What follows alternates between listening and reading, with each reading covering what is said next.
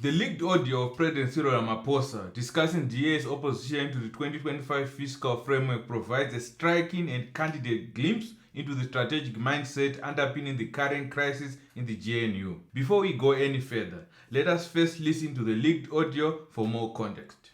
But sometimes I often say that you must not interrupt your adversary whilst they're making a mistake. The DA have locked themselves into an unenviable position. And they can now see that they put themselves into a cul-de-sac. It is a most unpleasant position that they've locked themselves into. This evening, John Steenhuisen made contact with me and said, "Where do we go now?" And I said, "John, the ball is entirely in your court." And he asked, "Does the ANC say we should leave the GNU?" I said, "The ball is in your court. You have put yourself in this position. So you need to work your way out. You took a decision in the committee. That was the choice you made." And he tried to argue that the position that was adopted is no different from the position that they had put up in either cabinet or outside. And I said, the reason why the ANC, through our chief whip, embarked on a process of consulting all parties, as we did when we formed the GNU, was to show leadership. We are the ones, whether you like it or not, who are leading this GNU. And we therefore have a responsibility to demonstrate that leadership. Even under difficult circumstances or situations, we will continue to do so. And that is why our chief whip and the various comrades of his other colleagues embark on this process of consulting with all parties. And I said to him, you as a party, of course, of the GNU, you were singular in saying you will oppose this budget, and you added insult upon insult towards the ANC. And said, called the ANC all manner of names. And I said, what seems to please you is that you want to be in government and you also want to be the opposition in government. And I said, you can't have your cake and eat it. So I said, you've already optically given us a clear indication of where you stand in the committee. Now you need to take a decision about tomorrow. And that will define exactly where you stand. So the approach we should take is a tactical one. And of course, in the end, I think this may well be the point where, as the DP says, yes, the end of their participation, because they are defining themselves out of the GNU, and it will be clear tomorrow what decision they take. And obviously, I even said to him, you said, if we work with other parties, that's the end of the GNU.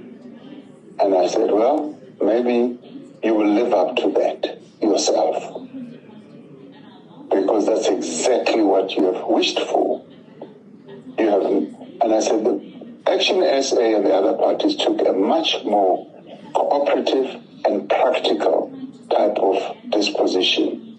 And you came with a document. And of course, so you all know, and we'll cover this on Thursday, there have been discussions that have been going on the various other issues that they have raised, which are now going to fall flat. So I was just saying, that is the general approach. But in the end, they have put themselves in a difficult position. and therefore tomorrow it's their choice, and that choice is going to have consequences. The remarks, captured informally yet unequivocally, reflect a presidency increasingly exasperated by the DA's dualistic stance and signal a pivotal moment in the unraveling of South Africa's post-2024 coalition experiment. To know more about this story, stay tuned.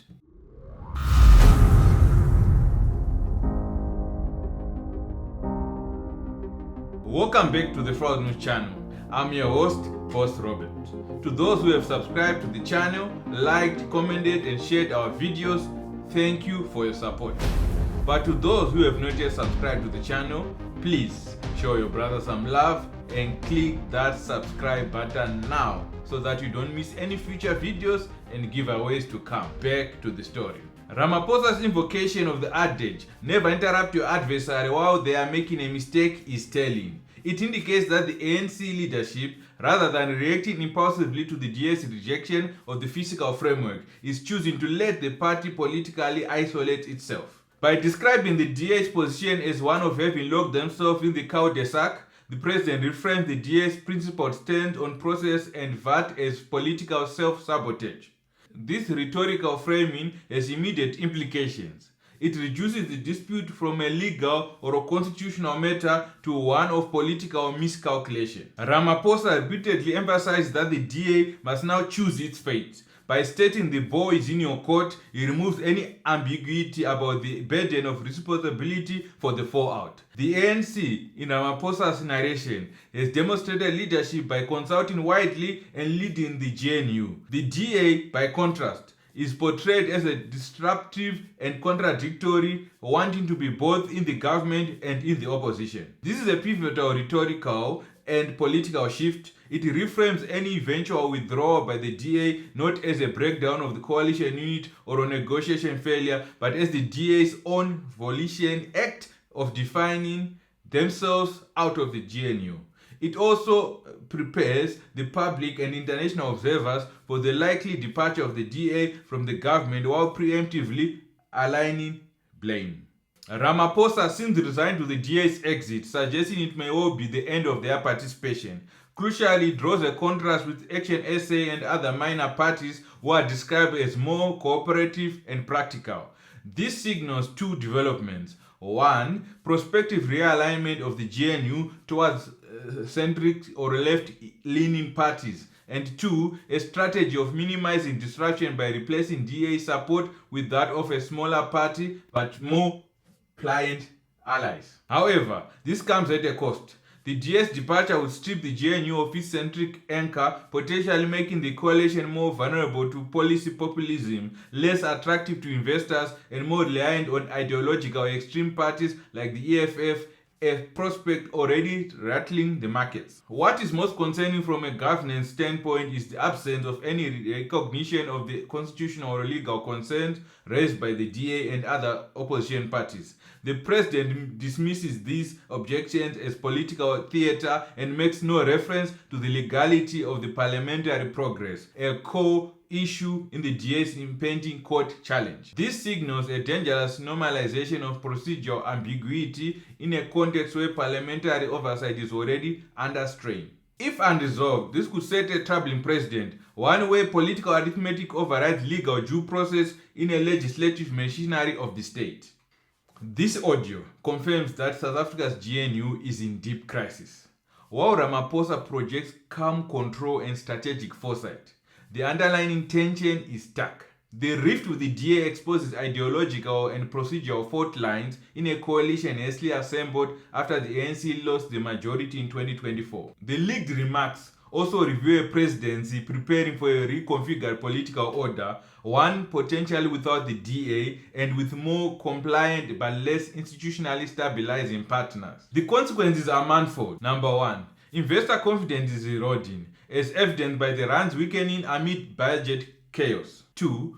Policy continuity and fiscal discipline may be undermined as the ANC seeks support from ideologically inconsistent or radical allies. 3. The legitimacy of parliamentary process is under scrutiny, with a court ruling potentially invalidating parts of the 2025 budget. The president's remarks, while composed and politically astute, underscore a critical disjunction between the imperatives of coalition management and those of democratic accountability. If the DA exits, the GNU may survive numerically but lose its coherence. What follows could be a more fragmented, volatile, and legally contentious era of governance in South Africa. One where executive power is preserved through tactical alliances but at the cost of procedural clarity and investor trust. South Africa now stands at the intersection of political brinkmanship and constitutional challenge. Whether it emerges stronger will depend less on tactical maneuvering and more on moral authority of its institutions to uphold legality, inclusion, and democratic integrity. Let me know what you think about this story in the comment section below. If you have not yet subscribed to the channel, please show your brother some love and click that subscribe button now. Thank you for watching. See you on the next video. God bless you.